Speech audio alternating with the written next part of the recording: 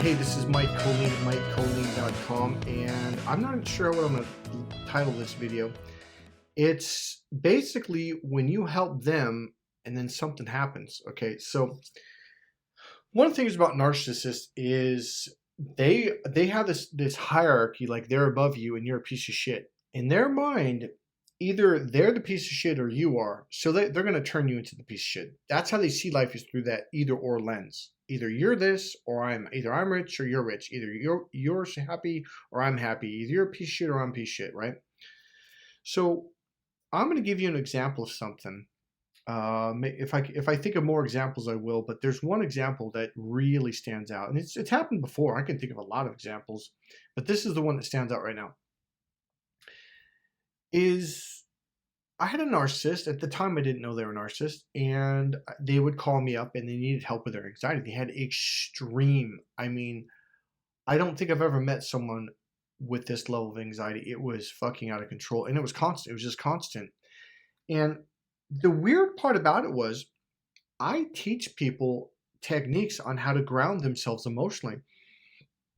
I admit in the beginning, it's not that easy to learn. It's not that easy to do. Sorry, excuse me.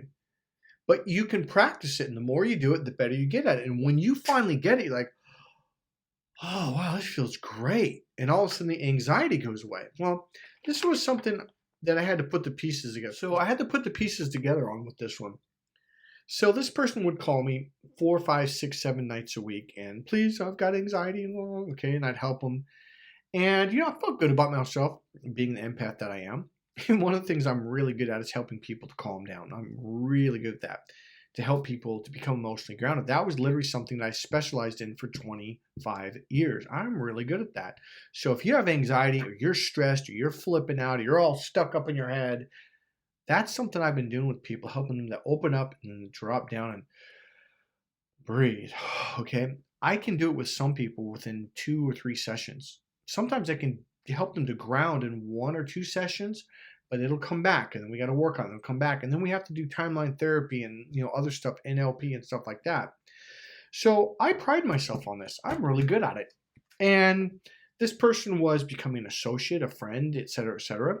And it kind of did become monotonous. Like, dude, are you doing the echo? Instead of calling me and talking, you need to do your deep breathing, do your internal awareness techniques, do your grounding techniques, blah, blah, blah. Yeah, just, I'll do that tomorrow.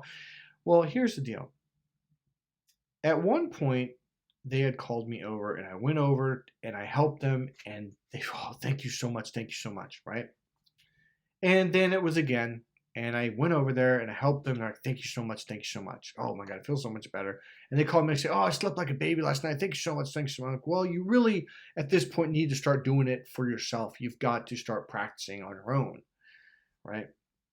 Well, then they called me over again. And they were flipping out. They were sweating and up in their head, the whole doing that thing. And after about an hour or so, or probably 45 minutes, grounded, right? And then they cut me down immediately. And I was like, huh, it was weird. And so a few days later, they called me, oh, Mike, can you come over, please? All right. And I went over there, helped them ground. I'm starting to feel really good about myself helping them. And then they fucking stabbed me and they cut me down. They said some fucked up shit. And what the fuck is this? Like, I'd never seen this behavior in my life. Normally, most people are like, dude, thank you so much, right? A few days later, they called me up and had me come over again. And at this point, though, now I was like waiting for it. Sure enough, they cut me down. They talked shit, fucking hurt me. But I was waiting for it, so it didn't hurt. And then they gave me a smirk. And I looked at them like, oh, you motherfucker. You're doing this fucking shit on purpose. You fucking bitch. I was fucking pissed. I was like, yeah, fuck this. So turns out the person was a total, complete narcissist. That's what a narcissist will do. So watch this. Have you ever helped someone? Maybe help them move their furniture? And then not only did they cut you down, they cut you down while you were doing the work, while you were there, while you were moving furniture. Not at the very end after the job was complete and done. Well, if someone cuts you down when you help them, They're a fucking narcissist. They look at you. Okay, this is a good place. You have to understand something. A narcissist brain is not like a normal human being's. Normally, when someone helps someone, they're grateful, they're thankful, and they treat you really well. They might make you dinner or buy you lunch, right? Not a narcissist. A narcissist looks at you as you're beneath them. They're like, wow, this person's really kind. They must be weak, and therefore I can treat them like shit. So you think that by helping them or being nice to them, they're going to be nice back? No. That's where you're making your mistake. A narcissist does not think like a normal human being. They are people. They are reptiles. They're reptilian. Their whole thing is, if you're nice to them, they're going to cut you down. And I'm going to tell you something right now. Here's what I do.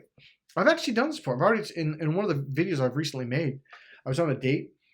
A girl had just started being rude and disrespectful. And I looked at her like, you got to be fucked. Now, I had broken up with someone a few years before that. And I actually hadn't dated for at least, I think I said 4 years. Maybe it was 3 or 4 at that point.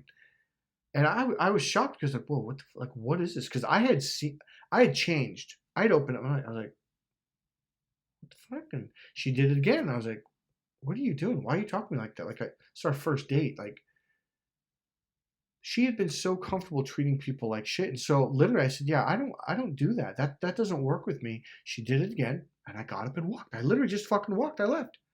I actually did this with someone, helping them move their furniture from one house to another. It was about 35-minute drive away. They started pulling some shit on me in the middle of the fucking job, and I left. I was like, see you, hasta. But before I didn't do that because I was like, well, I told them I was going to help them. I can't hurt their feelings. Like, what are you talking about? They're hurting your feelings. They're attacking you. I'm telling you, next time you help someone and they start treating you like shit, just leave. Don't even tell them. Don't say nothing. If you have to get an Uber, do the Uber thing, set it up. Or if you have to call a friend or a taxi, set it up. And then when they show up, just leave. Don't tell them I'm calling an Uber. Don't say nothing. Just get in your car and go. That will blow their socks off. That will make them go, what the fuck just happened? Oh. And that'll make them twist and spin like, is it because I was being a dick to them? They didn't say anything about it. They didn't get mad. They didn't fucking come up and say, I'm leaving, and here's why. They'll spin in their head. Let them do their own torture to themselves. You just get out of the situation. Hey, this is Mike Colleen at MikeColleen.com.